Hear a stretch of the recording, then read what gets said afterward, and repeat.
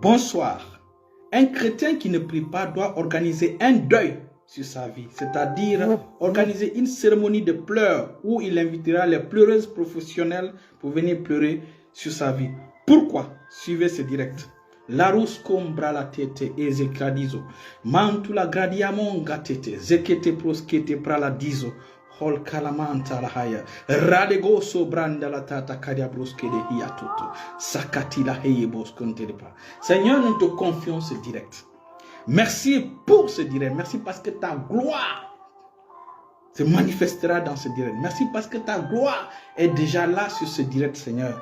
Et merci parce que, Seigneur, tu activeras la vie de prière de tes enfants cette année au nom de Jésus. Merci parce que tu leur donneras l'esprit de prière afin qu'ils se lèvent sur la plateforme de prière. Et c'est là que tu les attends, Seigneur, pour pouvoir orienter leur vie dans la direction que tu veux. C'est pourquoi, Seigneur, je te prie afin que ta grâce de prière, ton esprit de prière soit sur ce direct, afin que tes enfants reçoivent cet esprit de prière, cet esprit de grâce pour pouvoir prier au nom puissant de Jésus. Nous te bénissons, car toi seul revient la gloire au nom de Jésus. Alléluia, alléluia, alléluia. Et donc, comme j'ai dit, les enfants de Dieu doivent avoir une vie de prière solide, une vie de prière établi. Les enfants de Dieu ne doivent pas blaguer avec la prière. Comme j'ai dit au départ, il y a des choses que vous devez faire pour que votre vie de prière soit solide. La première des choses, si tu n'es pas encore baptisé du Saint-Esprit, approche-toi auprès de quelqu'un qui est baptisé du Saint-Esprit. Il t'enseignera et il imposera la main sur toi. Deuxièmement, c'est de fixer une heure spéciale. C'est de fixer un temps spécifique. Tant que tu ne fixes pas une heure spéciale pendant la nuit, ou en tout cas à l'heure où tu ne seras pas dérangé, si tu ne fixes pas une heure spéciale, tu ne vas pas prier. Tu ne commenceras pas à prier. Donc, le conseil, c'est de trouver un temps spécial. Un temps spécial. Ça peut être 22 heures. Ça peut être 0 heures. Ça peut être 4 heures du matin. Ça peut être 3 heures du matin. Où tu te lèveras pour prier vraiment. Pendant ce temps, tu es seul avec Dieu. Donc, il faut fixer l'heure. Quand vous lisez dans le livre de Actes, chapitre 3, vous allez voir que Pierre et Jean sont montés dans le temple à la 9e heure. Et on précise l'heure de prière. À la 9e heure pour prier. Manto le gros scandra la tête. Donc, il est important de trouver l'heure. L'heure de prière. Pour être sérieux, vous savez, Dieu ne prend que des... Si tu veux que Dieu te prenne au sérieux, il faut prendre la prière au sérieux. Vous savez, ta prière est ce que Dieu attend. Ne compte pas sur la prière du pasteur. C'est bon que le pasteur prie pour toi. C'est bon que le prophète prie pour toi. Mais si toi-même tu ne pries pas, si toi-même tu n'as pas une vie de prière, mon frère, tu es en train de te mettre en retard spirituellement. Tu es en train toi-même de te retarder spirituellement. Vous savez, même dans ce monde, personne ne peut aller dans une grande dimension sans avoir l'autel. Vous savez, dans le monde, dès que quelqu'un commence à prospérer, on dit il faut protéger ta vie. Protège ta vie. Nous, en tant qu'enfants de Dieu, c'est la prière qui est notre protection. C'est l'autel de prière que nous levons. Bienvenue ma fille Marie. C'est l'autel de prière que nous érigeons. Le temps de prière que nous érigeons avec Dieu, c'est ce qui devient notre source de protection. C'est là notre protection dépend, c'est là notre vie se trouve.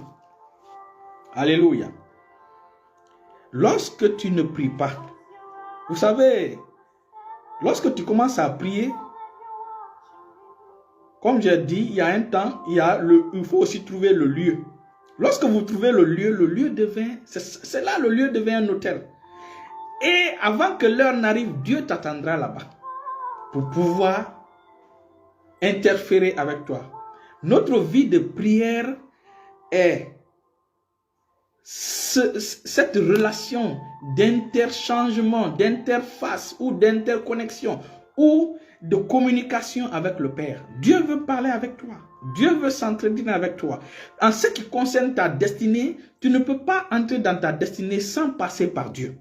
Donc Dieu t'attend où? Sur la plateforme de la prière pour pouvoir te bénir, pour pouvoir te donner ce qu'il faut afin que tu puisses affronter ta destinée.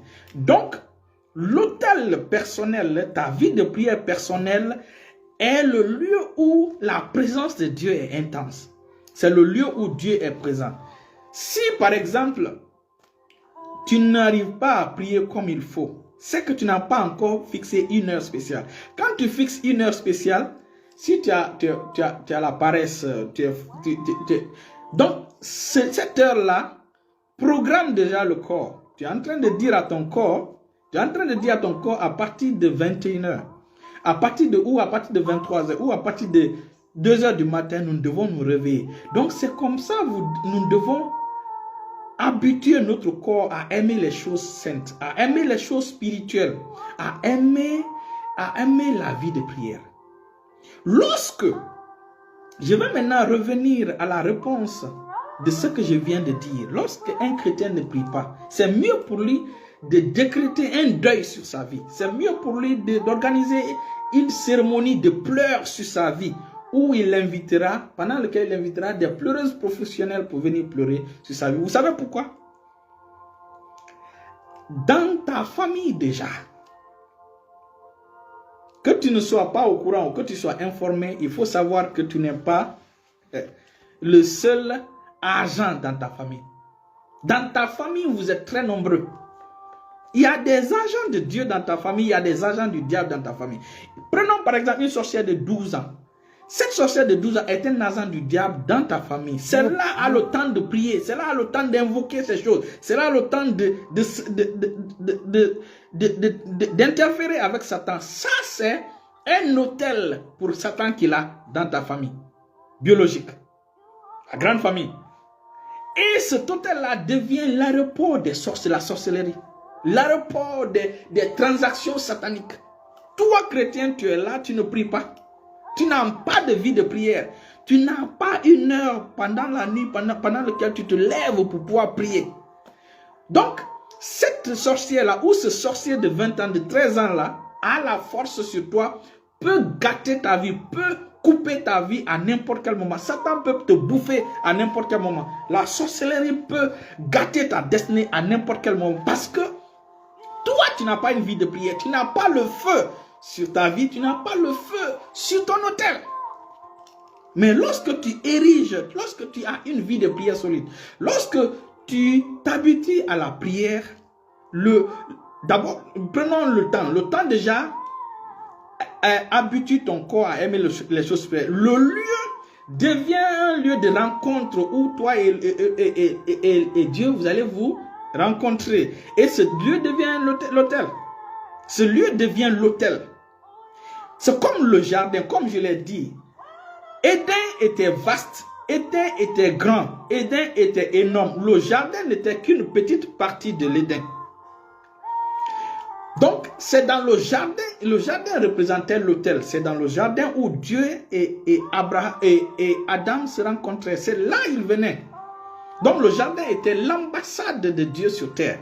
Donc, le lieu de prière où tu vas trouver sera l'ambassade, l'interconnexion entre le ciel et la terre.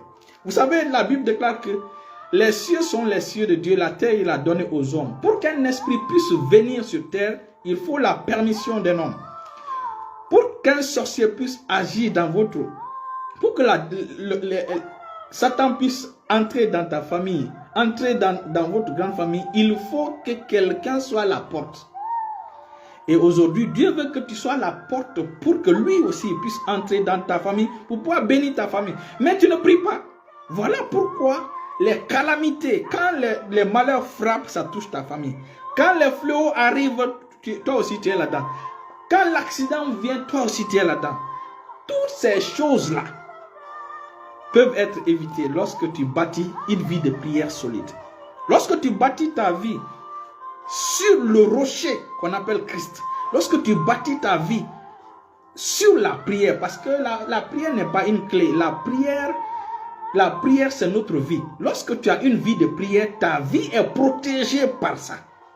Comme je vous ai dit dans Apocalypse chapitre 5, le verset 8, nos prières sont recueillies dans des coupes Lorsque vous priez, lorsque un chrétien prie, lorsque quelqu'un prie, sa prière monte comme l'encens et elle est recueillie dans un vase ou dans une coupe au ciel.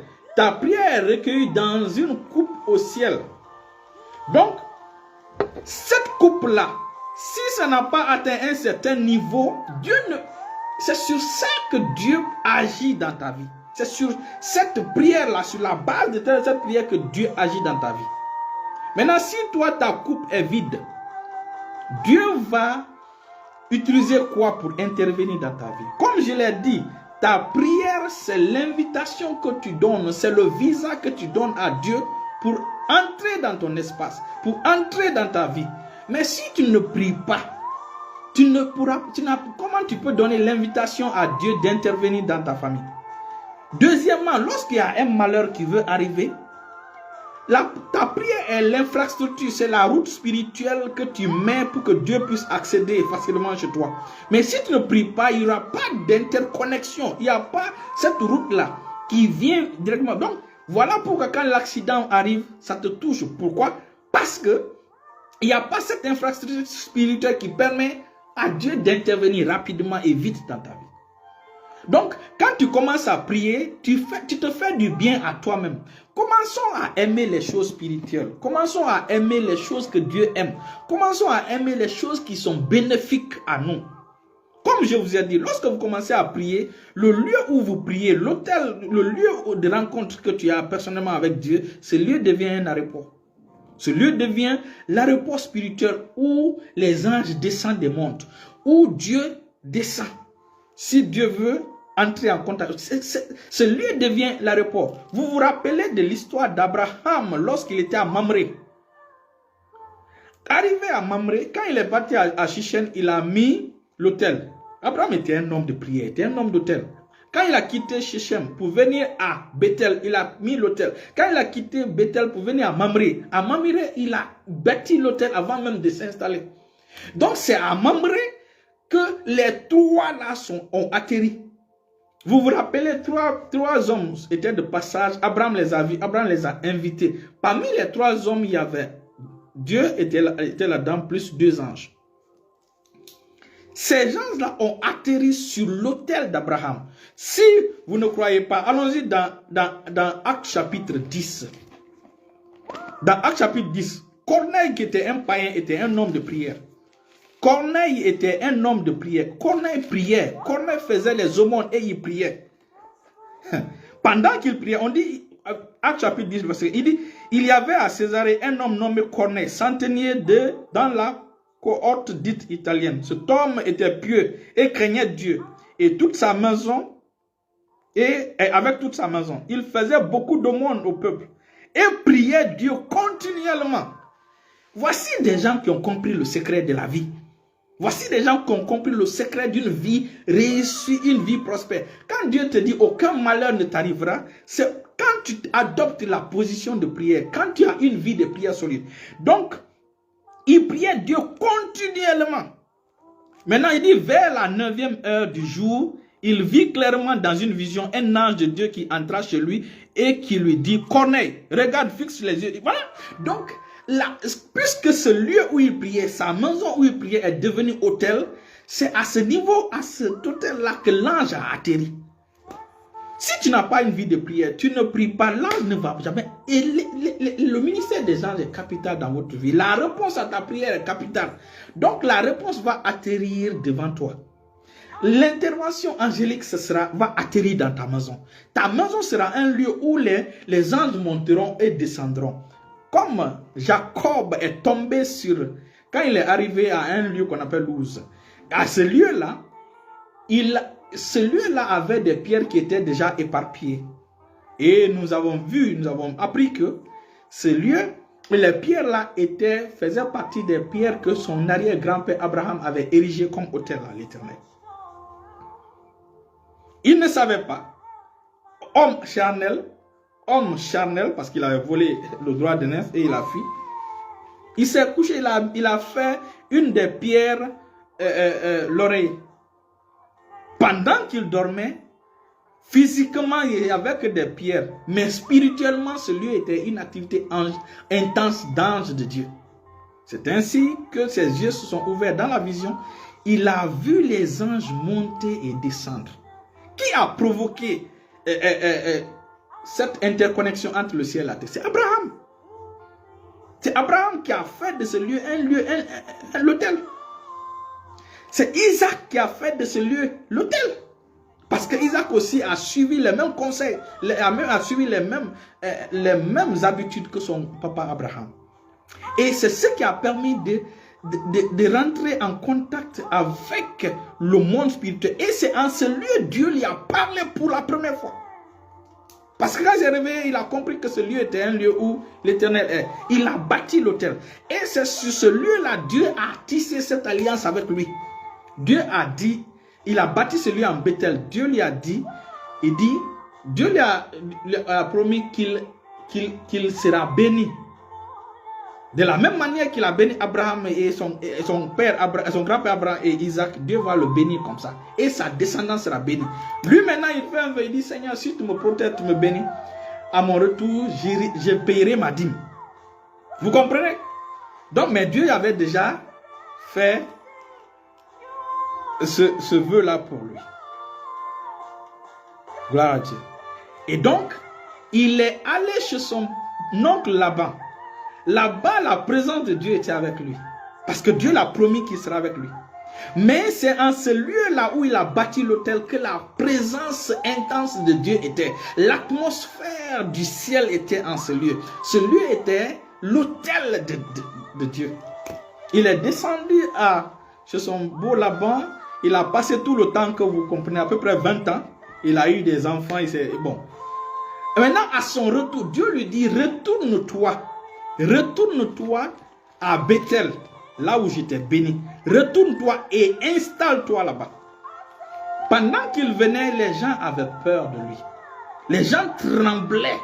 Les gens tremblaient quand ils apprenaient que Jacob était de retour. Quand Jacob a rencontré Dieu, à son retour, après avoir rencontré Ésaü, après avoir fait la paix avec Ésaü, après que tout soit établi, quand Jacob passait, partout où il passait, les habitants tremblaient. Imagine un seul homme. Mais la leçon que je veux que nous retenons, voilà ceci. L'autel qu'il a érigé,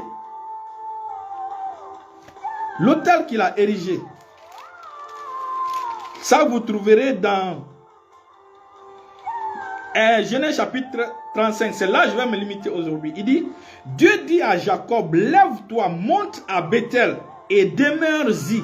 Là tu dresseras un autel au Dieu qui t'apparut lorsque tu fuyais Ésaü ton frère. Jacob dit à sa maison et à tous. Donc, parce qu'il devait entrer dans cet espace-là, il devait entrer dans ce lieu, Jacob a dit à sa famille de se sanctifier. Puisque dans sa famille, il y avait des gens qui avaient des amulettes, qui avaient des faux dieux, des idoles. Mais regardez la consigne que Dieu a donnée. Il dit, monte à Bethel et demeure-y là. Jacob est monté à Bethel. Il a bâti l'autel et il a donné ce lieu El Bethel. Et donc, Jacob, je vais vous résumer l'histoire parce que elle est un peu longue. Quand vous allez lire tout le chapitre 35, vous allez comprendre. Dieu lui a dit de monter, de demeurer à Bethel. Arrivé à Bethel, puisque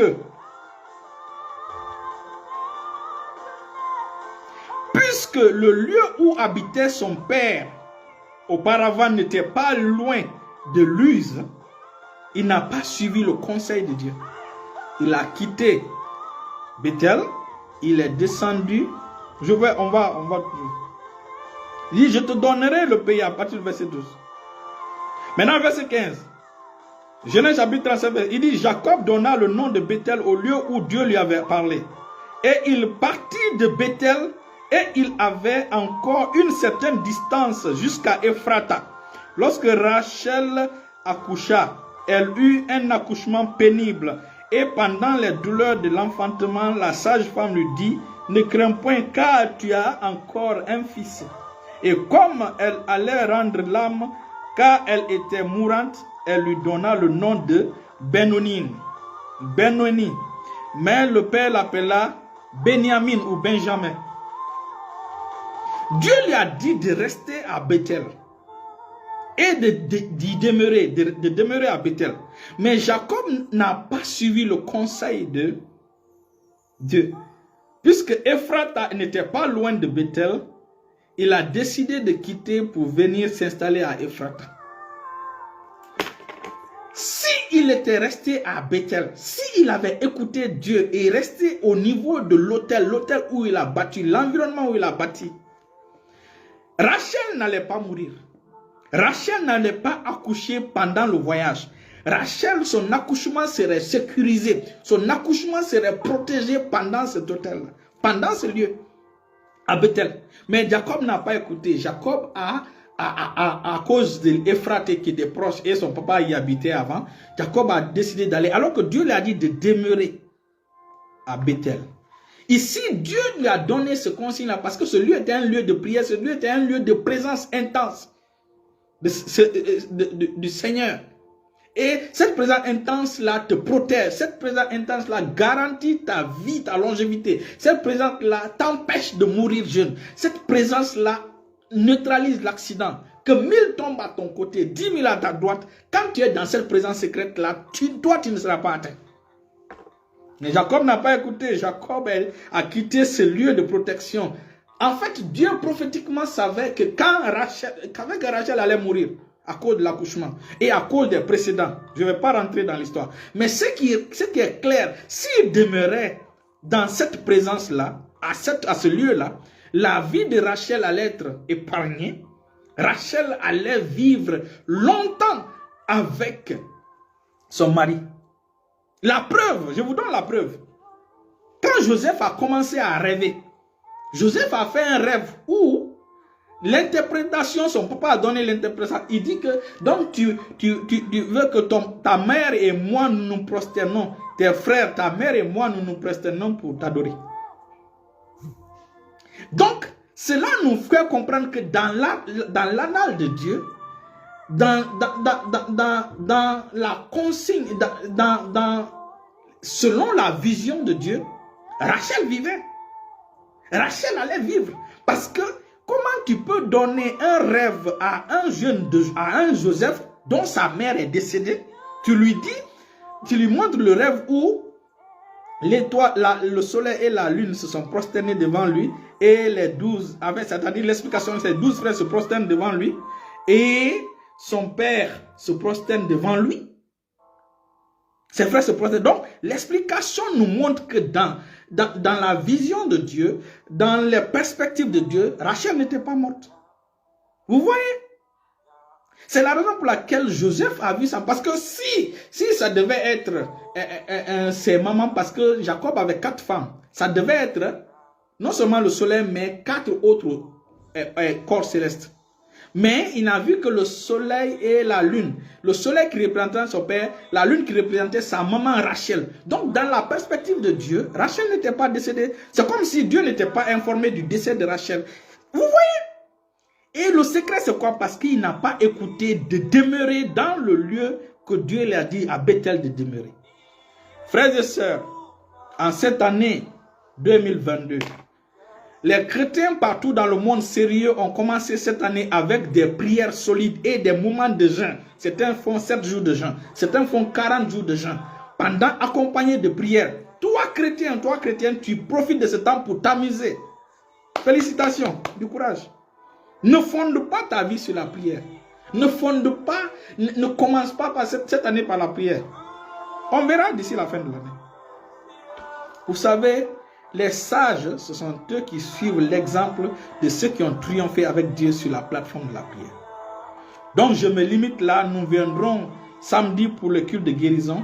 Entre-temps, restez bénis, restez bénis, restez bénis. Que le Seigneur vous donne la grâce de vous lever sur la plateforme de la prière pour commencer à prier des prières solides au nom de Jésus.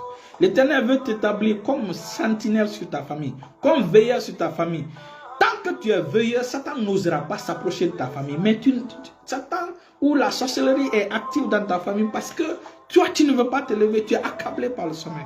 Je prie afin que le Seigneur te donne la grâce de comprendre ce mystère et de te lever dans la prière au nom puissant de Jésus. Restez bénis au nom de Jésus. Mon heure de prière est arrivée, c'est pourquoi on arrête le direct.